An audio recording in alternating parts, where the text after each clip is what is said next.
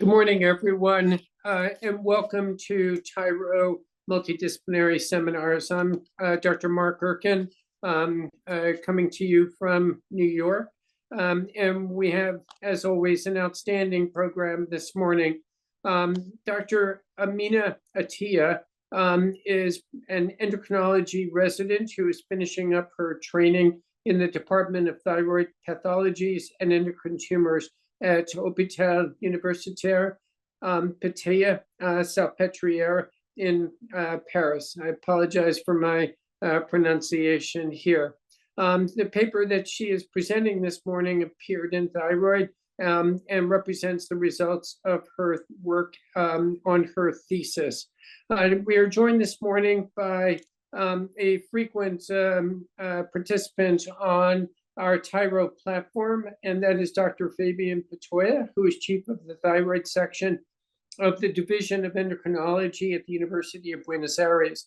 He's former president of the Latin American Thyroid Association, and he has been honored as the outstanding citizen in the medical field in the city of Buenos Aires.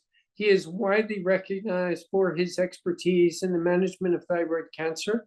He is widely published with over 300 peer-reviewed publications. The topic this morning is really a very important one as we continue to try to de-escalate care in the management of thyroid cancer. The concept of abbreviating the what otherwise has been long-term, lifelong follow-up is certainly an appropriate addition to that conversation. I'd like to also just acknowledge the work that we are doing in our TIRO podcast, known as Voices of Wisdom. This drops every third Tuesday of the month, and we have an outstanding series of podcasts that are scheduled for the rest of 2025. And so with that, as always, I'd like to encourage all of our listeners to send in their questions. You have two outstanding experts in the field that we're discussing this morning. And so with this, I'm going to turn over the platform to Dr. Attia and send those questions in, and I will do my best to get to them by the end of the hour. So thank you for allowing me to present this work entitled Differentiated Thyroid Cancer, Consideration of Early Dynamic Risk Stratification to Guide Discharge from Oncologic Follow-up. We did this work in the Department of Thyroid Diseases and Endocrine Tumors in La Pitié-Salpêtrière Hospital in Paris. I have no conflict of interest. So first of all, a quick introduction. As you know, DTC is the most common endocrine cancer. In the United States, it was the 13th most commonly diagnosed cancer in 2022, representing 2% of new cancer diagnoses. And in France, with 7,700 new cases in 2023, it also represented 2% of new cancer diagnoses. Its incidence is rising due to the increased use of ultrasound. Its prognosis is excellent, with less than 3% of recurrences if the patient was in remission after total thyroidectomy and radioactive iodine. And mortality is also really low, with, for instance, in this cohort study published in 2024, about 52,000 patients with DTC, with low-risk DTC, with a median follow-up of 8.8 years. Thyroid cancer was the last cause of death behind other malignancies, cardiovascular diseases, and other causes of death. Up until today, so the actual recommendations for follow-up after initial treatments with total thyroidectomy and radioactive iodine were to perform a first evaluation at 6 between 18 months after initial treatments, with clinical examination, measurement of thyroglobulin antibodies, and TSH, and neck ultrasound, and then this evaluation had to be repeated. So the frequency depends on the initial risk for the American Thyroid Association, and it depends on initial risk and response to initial treatment for the European Society of Medical Oncology. And then one question remains unanswered: how long we should follow, how long we should keep patients.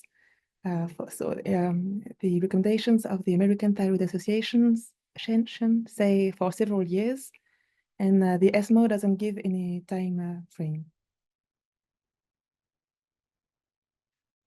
Ancient cohorts showed recurrences occurring really late after initial treatment. For instance, this cohort of 1,500 patients treated with lobectomy or total thyroidectomy, and for some of them radioactive iodine between 1962 and 1995, with a median follow-up of 16 years. Recurrences occurred in 20% of cases, but 1/3 occurred after 10 years, 20% occurred after 20 years, and some of them even occurred at 35 years after initial treatments, so quite late. But this idea has been contradicted by more recent publications. In this publication of Durante, published in 2013, about 1,000 patients treated with total thyroidectomy and radioactive iodine between 1990 and 2010, and very important, in remission at 1 year, with a median follow-up of 10 years. Recurrences occurred in 1% of cases. Median time before recurrence was short, it was 3.6 years, and 77% occurred within 5 years. And one last recurrence was observed at 8 years. In this other cohort, described in 2018, about 1,300 patients treated with total thyroidectomy and radioactive iodine between 2004 and 2007, and in remission at first evaluation at between 24 months, with a median follow-up of 8.9 years. Recurrences occurred also in 1% of cases. Median time before recurrence was 5.5 years. 76% occurred within 8 years, 92% occurred within 10 years, and one last recurrence was observed at 10.7 years. And finally, last publication published 2 years ago, about 2,000 patients treated with lobectomy or total thyroidectomy, and for some of them radioactive iodine between 1998 and 2021, and in remission at first evaluation at 1 year. The median follow-up was 6 years. Recurrences occurred in 3% of cases, and 62% occurred within 5 years, 88% within 10 years, and one last recurrence was observed at 16 years, but which seems quite late, but we don't have any information about the follow-up of this patient during this time. And in this study, recurrence was defined as a histological or cytological proof of recurrence or abnormal scintigraphy, but we don't have any information about thyroglobulin, how it evolved during this time. So maybe thyroglobulin was increased really early. Disadvantages of lifelong follow-up are, of course, impairment of quality of life, with half of patients expressing fear of recurrence, and also costs. For instance, in the United States, total estimated costs associated with DTC were $1 billion in 2013, and follow-up represented 37% of these costs. We conducted a study in our center, and the main objective was to determine the time to recurrence in patients in remission after total thyroidectomy and radioactive iodine, treated quite recently between 2008 and 2012, and followed up in our center. And secondary objectives were to determine number of recurrences, time to suspicion of recurrence, and factors associated with recurrence. We included 492 patients in our study. All of them were treated with total thyroidectomy and radioactive iodine between 2008 and 2012, and followed up at La Pitié-Salpêtrière Hospital. And all of them were in excellent response after total thyroidectomy and radioactive iodine. So for the remission, we used the definition of excellent response of the American Thyroid Association, negative thyroglobulin, and normal imaging. And recurrence was suspected because of an increase in thyroglobulin or because of suspicious ultrasound findings. And a patient was classified as having a recurrence when there was histological or cytological proof of recurrence or second radioactive iodine treatment. Most of our patients had papillary cancer. A few had follicular cancer, and very few patients had oncocytic or low differentiated cancer. Most of our patients were female. Median age at surgery was 48 years old. Mean tumor size was 18 millimeters. 7% of patients had vascular extension. 19% had extension to adjacent tissues. 2% had both. Lymph node metastases were found among 28% of patients. Mean thyroglobulin before radioactive iodine was 4 nanogram per milliliters, and activity was 7.4 gigabecquerels for most of our patients. For our 492 patients, we assessed the recurrence risk according to the classification of the American Thyroid Association, which is based on histology, extension, surgical resection, or 0 or 1, the results of the post-treatment scintigraphy, and the status BRAF V600E. And the ATA defines three risk levels: low, less than 5% of recurrences; intermediate or high, more than 20%. In our cohort, most of patients had low-risk cancer. Then we also calculated the MACE score, which is based on age, tumor size, surgical resection, or 0 or 1, extension, and so local, regional, or distant metastasis. And in our cohort, most of patients had a MACE score inferior to 6, and the mean was 4.59. So the median follow-up was 7.9 years, with more than one-third of patients followed up for more than 10 years, and half of them followed up for 8 years. Recurrences occurred among 7 patients, 1.4%, and 485 patients didn't show any recurrence during the time of the follow-up. Among them, 471 were still in excellent response at the end of follow-up. 2 had incomplete biochemical response, whereas they were in excellent response at first, and 12 had indeterminate response, among them 5 because of specific ultrasound findings, and 7 because of mildly elevated thyroglobulin. Median time to recurrence was 8.8 years. And another way to present this same result, median time to recurrence was 8.8 years, with all recurrences occurring between 5 to 10.4 years. Among these 7 patients, 4 of them were classified as having a recurrence because they received a second radioactive iodine treatment, and 3 patients had histological or cytological proof of recurrence, and then they underwent surgery. Now, if you look at time to suspicion of recurrence, median time to suspicion was 5 years, and all of them occurred between 3.9 years and 8.8 years, so quite shorter than time to recurrence. And so how was the recurrence suspected? For 4 patients, it was because of the elevation of the thyroglobulin. 2 patients had elevation of thyroglobulin and abnormal ultrasound, and 1 patient had appearance of thyroglobulin antibodies and abnormal ultrasound. So we have 4 patients who received a second radioactive iodine treatment between 1 to 3 years after recurrent suspicion. So why did it take that long, and when did we decide to treat them? For one of them, it was because of the appearance of suspicious lymph nodes. For another one, it was because thyroglobulin kept increasing. And for 2 of them, it was because thyroglobulin kept increasing, suspicious lymph nodes appeared on the PET scan.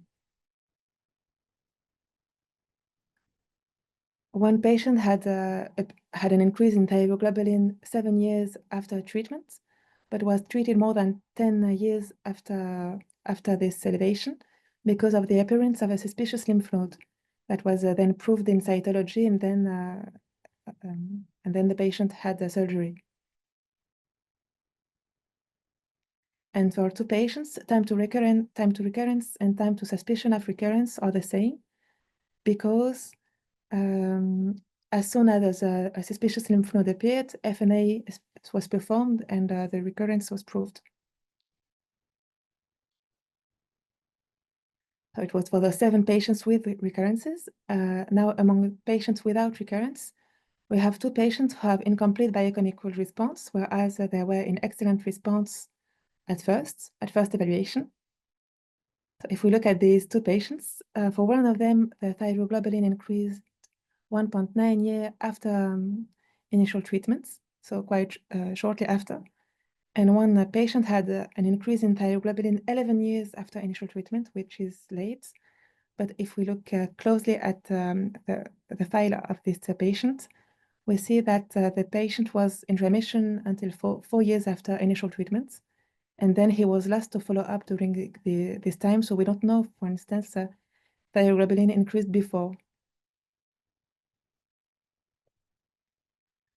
Then we looked at factors associated with recurrence, and we studied a lot of factors, and the 4 factors that were associated with recurrence were histology, vascular invasion, size, tumor size, and the MACE score. And interestingly, the initial recurrence risk, according to the American Thyroid Association, was not associated with recurrence, as you can see. Here, no difference between low-risk patients and intermediate or high-risk patients. And we had 6 patients that were at high initial risk, but among them, only 1 had a recurrence during the time of the follow-up, 16%.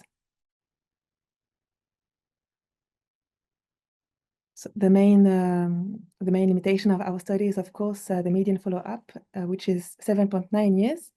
But we deliberately focused on patients treated quite recently because we wanted to use our results to modify the care of patients treated now.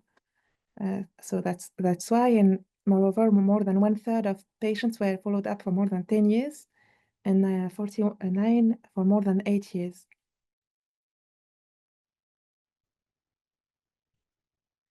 The first point of discussion is so how long should patients be monitored? As we saw, median time to recurrence was 8.8 years, with all recurrences occurring at 10.4 years. But median time to suspicion of recurrence was 5 years, shorter, and all suspicion of recurrences occurred at 9 years after initial treatment.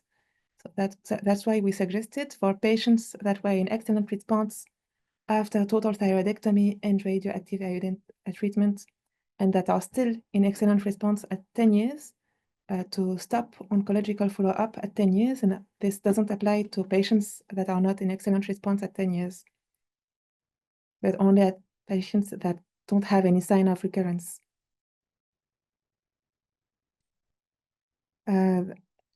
Then another point of discussion is the importance of risk stratification during follow-up. As we saw, initial recurrence risk was not associated with recurrence in our study. So no difference between low-risk patients and intermediate or high-risk patients.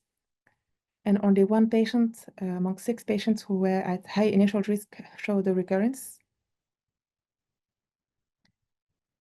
And this is in line with the concept of risk stratification described in 2010 by Int'l and his team in a cohort of 471 patients treated for differentiated thyroid cancer with total thyroidectomy and radioactive iodine. In this cohort, if we look at a number of patients who have persistent or recurrent disease at 6 months of initial treatment, it's 66% of patients that were at high initial risk, 18% of patients that were intermediate initial risk, and 3% of patients that were at low initial risk. But now if we look at 2 years, but only among patients in excellent response at 6 months of initial treatment, these numbers decrease to 40%, to 14%, 2%, and 2%. And now if we look only among patients that were in incomplete response at 6 months of initial treatment, these numbers increase to 79%, 41%, and 13%. So these results, based on these results, maybe the response to initial treatment is more important than the initial recurrence risk to predict recurrence and to determine how patients should be followed up. Third point of discussion, should we exclusively use thyroglobulin during follow-up and stop doing neck ultrasound? Because as we saw among our 7 patients, every recurrence was suspected in front of an increase in thyroglobulin. And even when there was abnormalities on neck ultrasound, there was either an increase in thyroglobulin or the appearance of thyroglobulin antibodies. So maybe it would be enough to rely exclusively on thyroglobulin to detect recurrence. And this is in line with another study about 171 patients treated for PTC with total thyroidectomy. And at 1 year, they had no structural disease, and thyroglobulin was inferior to 0.2 nanogram per milliliter. If we look at these patients at 3 years, most of them have negative thyroglobulin and negative neck ultrasound, but 2 of them have indeterminate neck ultrasound, whereas they had negative thyroglobulin. But if we look at these 2 patients, there was no abnormal lymph nodes at last evaluation. So maybe these 2 patients had false positives of neck ultrasound.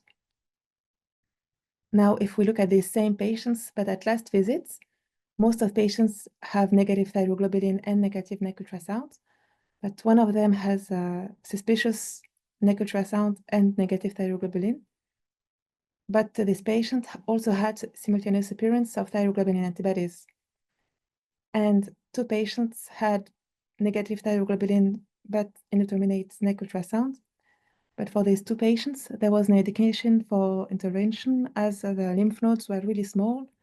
So the cytology was unknown, the in situ thyroglobulin was unknown, and we don't have any proof of recurrence. To finish, I would like to explain how we do in our center. So in La Petite-Salpêtrière Hospital, we use the American Thyroid Association classification to classify our patients in 3 groups, and for low risk and intermediate risk patients, we suggest off-site follow-up with clinical examination and thyroglobulin antibodies and TSH every year for 15 years. We perform neck ultrasound at 6 years for low-risk patients, neck ultrasound at 3 and 6 years for intermediate risk patients. And for high-risk patients, we prefer to follow them in our center, and we perform thyroglobulin dosage every year for 15 years, clinical examination, and neck ultrasound at 18 months, at 3 years, and at 6 years after initial treatments. And for all of them, we suggest to stop at 15 years, even if the patient is still in excellent response at the end of the. So we suggest to stop at 15 years for the patient, for patients who are still in excellent response at the end of the 15 years. As a conclusion, the main message of our work was our article was to suggest limiting oncological follow-up at 10 years for patients treated for follicular DTC that are in excellent response after total thyroidectomy and radioactive iodine, and that are still in excellent response at 10 years.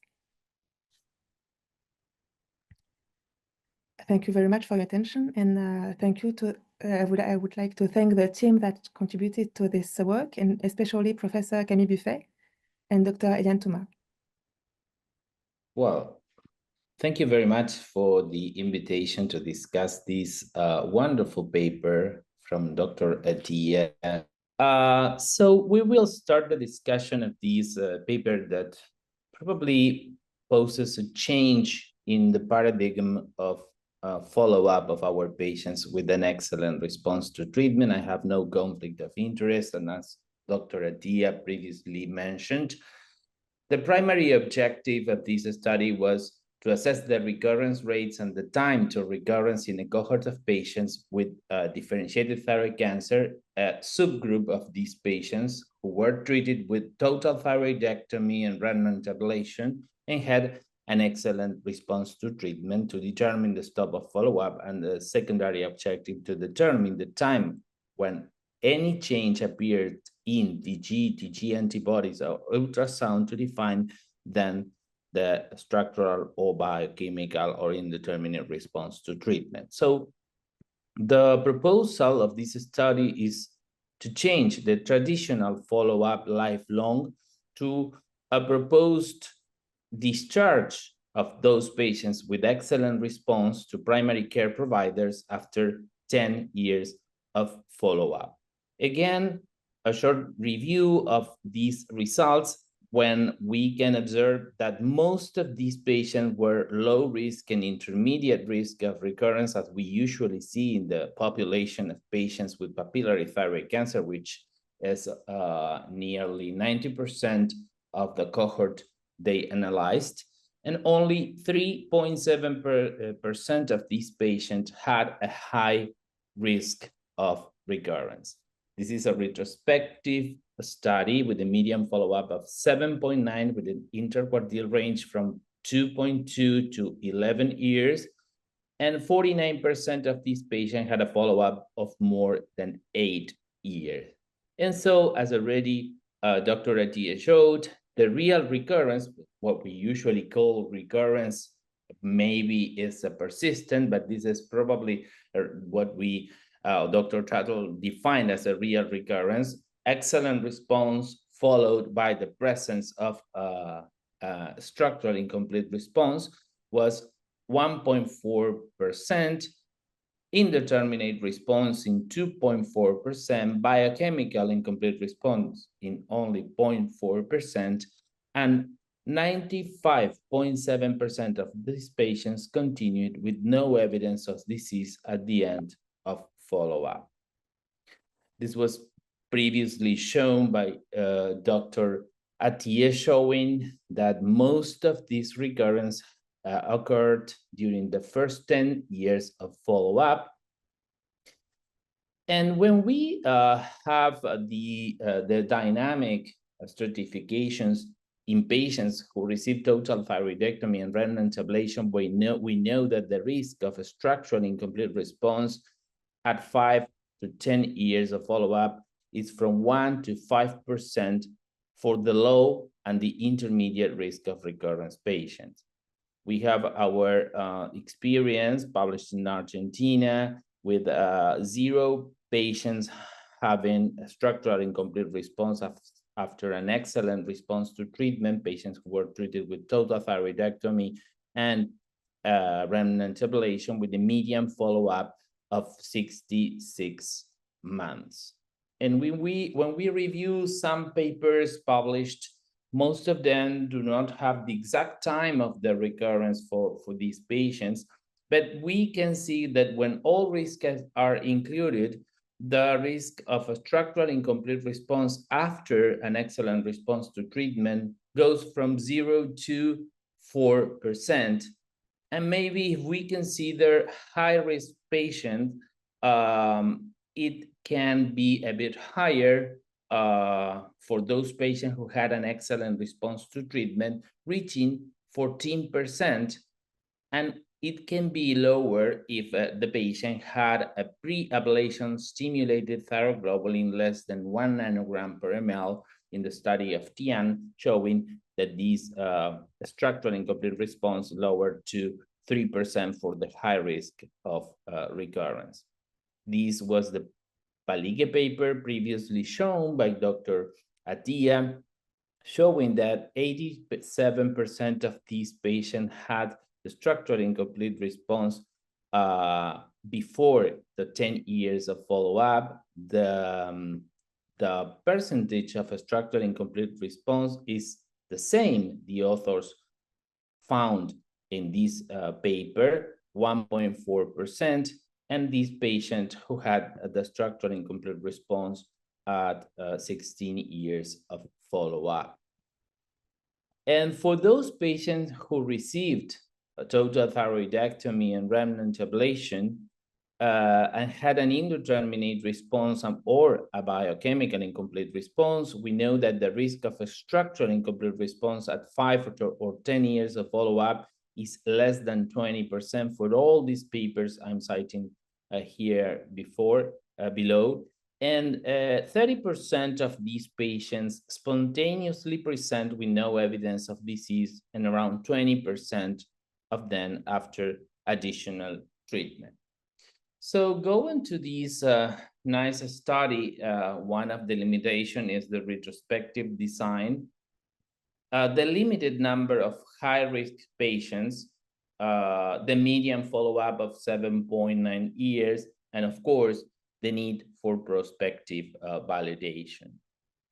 So I would like to discuss some questions with Dr. Attia regarding this investigation and the impact it may have in different regions of the world. And the first question I would like to ask is, among the 7 patients with recurrence, only one was initially classified as high risk per the ATA guidelines. Given the small number of high-risk patients, how confident do you feel in extending your findings to this subgroup? Well, we are not so confident in extending our findings in this subgroup, because as you said, only 6 patients had initial high risk of recurrence. So we think that specific studies should be conducted to study specifically this subgroup of patients. But however, there are very few patients that were initially at high risk and that have excellent response at first evaluation. So even if we keep these patients and follow them longer, it won't represent a big burden to the healthcare system. So because there's very few patients that meet this definition.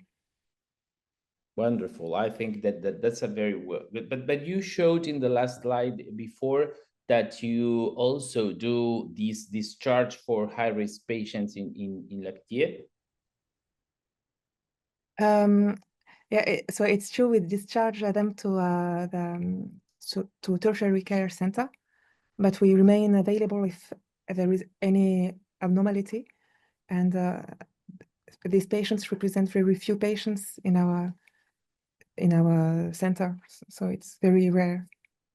I understand. So this is probably one of the most important conclusions, because we feel like this 14% of recurrence seen in previously papers are like a kind of threat for our patients. And so probably if we extend this for low risk and intermediate risk, one feel more comfortable in doing this kind of discharge for the general practitioner.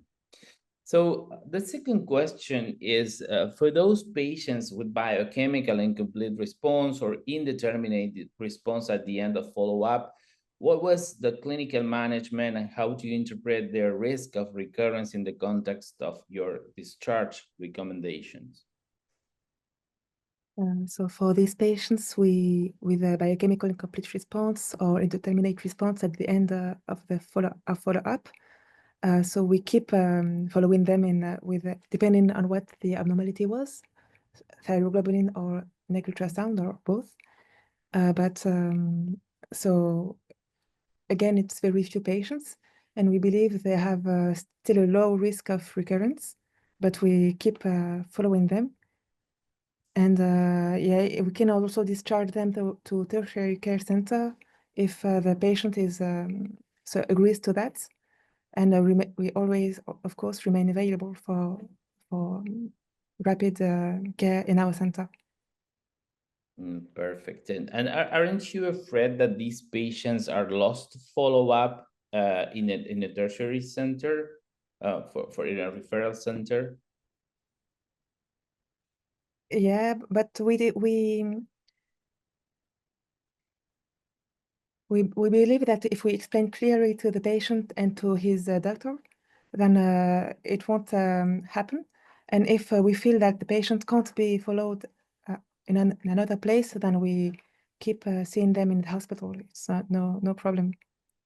Excellent. So you suggest that low and intermediate risk patient with an excellent response after 10 years could be discharged to these primary care providers. And what specific instruction or guidance would you provide to primary care providers or physicians to ensure this adequate monitoring for these patients? So when we discharge patients to primary care providers, usually we explain in a letter so how often thyroglobulin and how often negative ultrasound should be performed, and we explain that we remain available, of course, and so we tell the frequency and how the patients should be monitored. Great. So you give instruction to these medical doctors for the follow-up, for the physician. Yeah. Great. How do you propose balancing the psychological benefits of reducing follow-up with the potential anxiety some patients might feel about discontinuing the specialist care?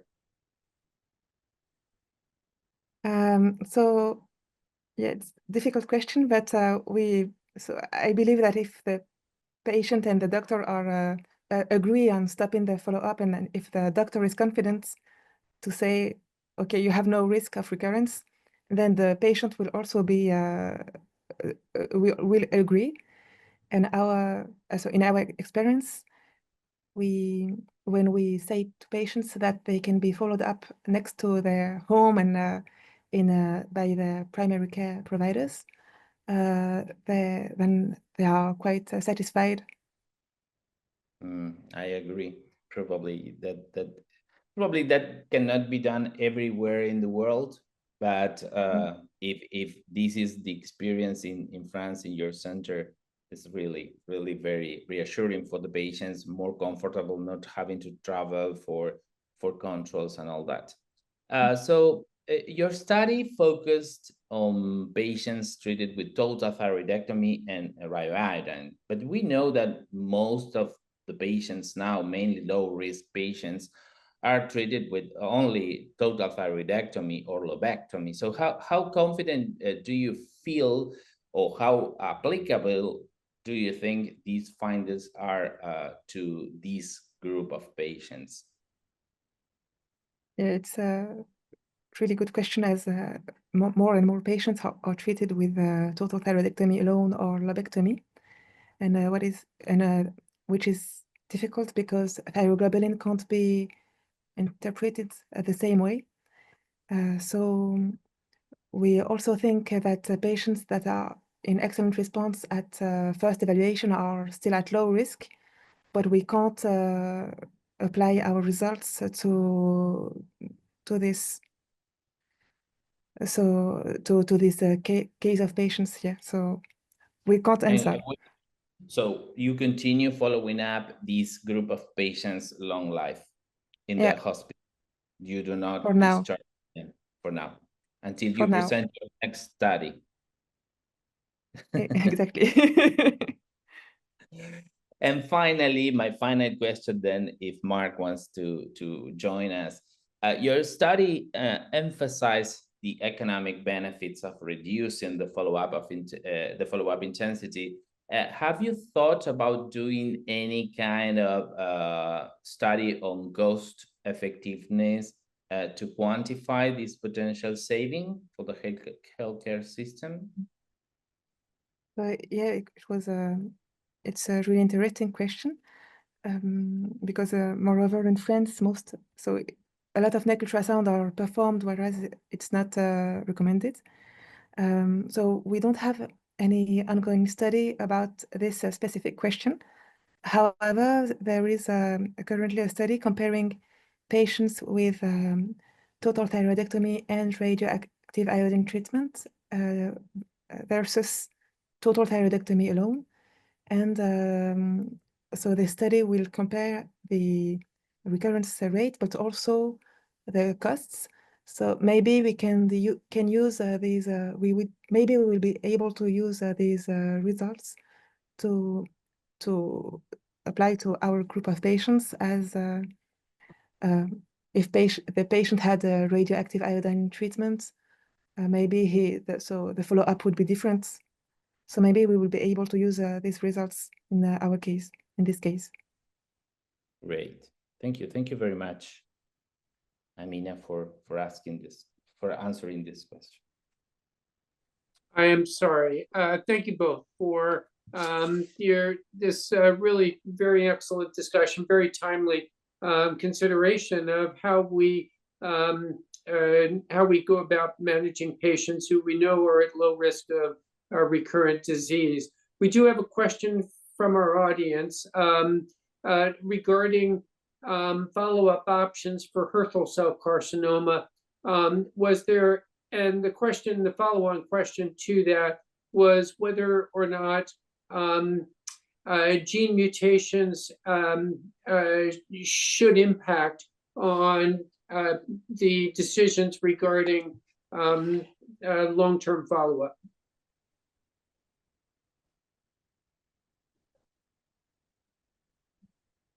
Well, so indirectly, because gene mutations are part of the classification of the American Thyroid Association to differentiate low risk, intermediate risk, and high risk patients with TERT and BRAF mutations. So yeah, indirectly it does. If we say that high risk patients should be followed up for lifelong, for instance. In our study, we did not specifically perform genetic tests, but certainly it would be in the future a good information to have to determine the frequency and the duration of the follow-up. Great. And any specific comments regarding Hürthle cell? Fabian, if you want to comment on this subgroup. Hürthle cell. Well, I don't feel comfortable with not following up or discharging Hürthle cell or fully differentiated thyroid cancer, even if they have an excellent response to treatment. These are patients at high risk of recurrence, mainly because of of course, that when we talk about Hürthle cell, we need to think about the low risk Hürthle cell that could be even treated with a lobectomy. But for those patients with high risk Hürthle cell, I mean those who have more than 4 foci of vascular invasion, those are patients who are at high risk. And we have several cases of these patients with an excellent response to treatment, or even being considered as adenomas previously, and then you find 10, 20, or 30 years later a thyroglobulin level that is high, or they are diagnosed with a metastatic disease and they don't know where they came from, a known metastatic disease, and then realize that the adenoma was not a real adenoma. So I think Hürthle cells should be followed up long life, even mostly for this high risk previously defined patient. Great, terrific. So Amina, I want to circle back to one of the points that Dr. Pitoia brought up, and that is that of your 492 patients, 328 of those patients were either T1A or T1B. That's roughly 2/3 of the study group. And based on current recommendations, which was the 2015 ATA, I suspect that the vast majority of them would undergo a lobectomy and no radioiodine remnant ablation. So I just want to follow on because that's a very large component of the population as we move forward and try to figure out when can we transfer those patients back to primary care physicians. So I'd like to ask you if you have any speculation about how to manage that group. And Fabian, what's your practice in that group? I'm afraid we may have lost Amina here. Yeah. Yeah. Okay. Well, in fact, for T1A, probably we offer active surveillance. So most of these patients should continue long-term follow-up with the specialist, not being discharged.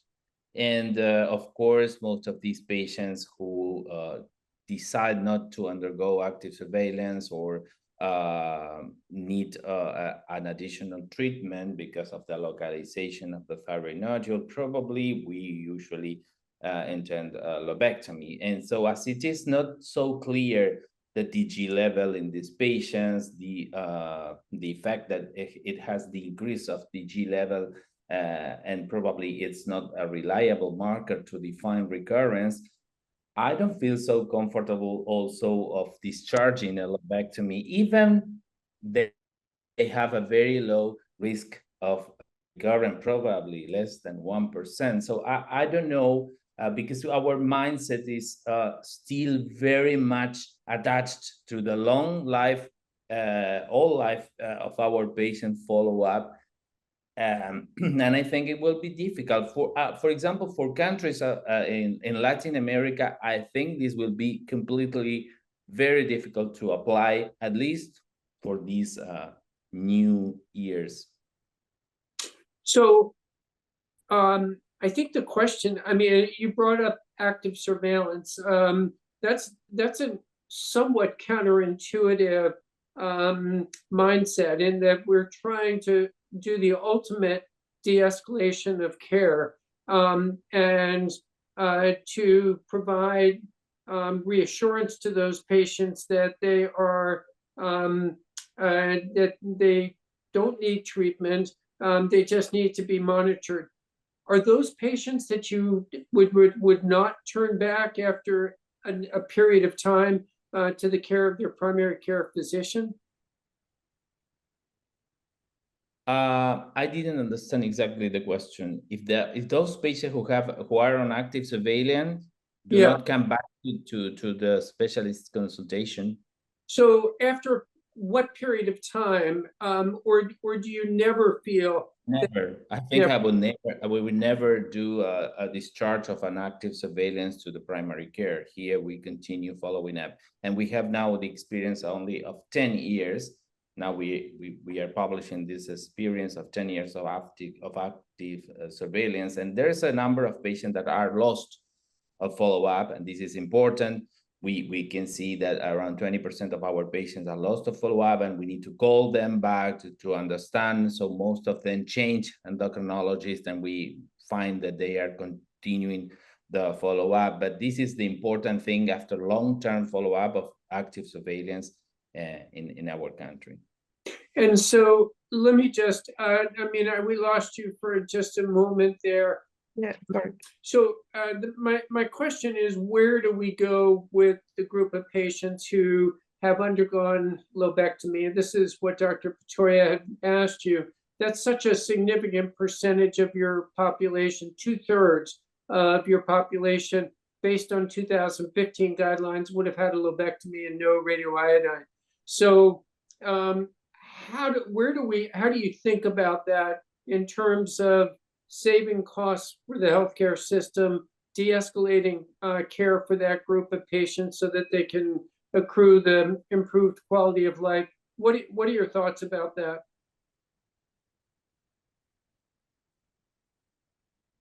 Maybe for these patients, we could say if their hemoglobin is stable for more than, for instance, 15 years, we could stop follow-up or at least discharge them to primary care providers. And the same for the ultrasound. If it doesn't show any abnormalities during 15 years, maybe we could discharge them to primary care providers. And yeah, so we should do specific studies to answer this question, which is really important, as you said, more and more patients would be treated with only lobectomy nowadays. Yeah, Fabian, do you in that subgroup, do you feel comfortable discharging those patients? I think that we do not feel comfortable even with an excellent response to treatment here, because we are very used for the follow-up, and probably the clinician is not very used to follow up any thyroid cancer patient. And so we should change the complete way of managing patients in, I think in Argentina, at least it's like that, because probably costs are not much different for a specialist or a clinician for the follow-up, and the studies they have to do will be the same. And there are endocrinologists everywhere in Argentina, so I think that it won't change much. But what I think is very important from this study that was already shown by other study is not doing ultrasound to those patients who have an excellent response to treatment, that probably saves a lot of money in the long-term follow-up. And then even for those patients with indeterminate response or biochemical incomplete response, where you did not find anything in 1 year, you do not need to continue every 6 months or every year with an ultrasound if the thyroglobulin level keeps staying at the same level. So let me challenge you, because we can't use biochemical response in lobectomy patients. So are you feeling the same way about ultrasound? And if that's the case, how else will you follow that group? And when, you know, that's a real conundrum. Yes, absolutely. I think that group is very difficult to say, no, I'm not going to do ultrasound. No, I think that groups, we need more studies to define if thyroglobulin will be or not a reliable marker. It seems that it is not. And ultrasound will be the only way of detecting lymph nodes or a new foci of multicentric, if it's a papillary thyroid cancer, multicentric papillary thyroid cancer that needs evaluation, active surveillance, fine needle aspiration, or completion thyroidectomy. So that population of patients you think will need lifelong ultrasound? I think yes. Okay. All right. So maybe here's some speculation and perhaps heresy. I think the question becomes, if that group of patients were to undergo total thyroidectomy, would you feel more comfortable with discharging them to their primary care if we don't have the other lobe to worry about? You're asking me or Amina? I don't know. I'll ask you both. I mean, this is certainly a divergence from the current trend, but if I'm just wondering and speculating about the cost to the healthcare system of lifelong annual ultrasounds versus eliminating the opposite lobe to worry about here. I don't have an answer to that, but certainly is a consideration. We probably need to add to that, if we have a total thyroidectomy, the replacement in more than half of these patients with levothyroxine, the adverse events that might be higher, the hypoparathyroidism, and then the recurrent nerve injury that we can have, and so probably, I don't know. I feel comfortable with lobectomy and following up long life these patients that, given a 1 or 2 or 3% of hypopara or 1 or 2% of recurrent nerve injury, and then the replacement with levothyroxine, so it's a bit different. Yeah, I'm just putting it out there for consideration. I guess I guess part of this has to do with how available is high quality ultrasound out in a community, because that would certainly impact your decision making. If you could rely upon ultrasonography that does not have to be done at the main medical center, then certainly it becomes infinitely easier to follow those patients without return to the academic center. Yeah, I completely agree. I completely agree. Amina, how available is high quality ultrasound outside of major medical centers in France?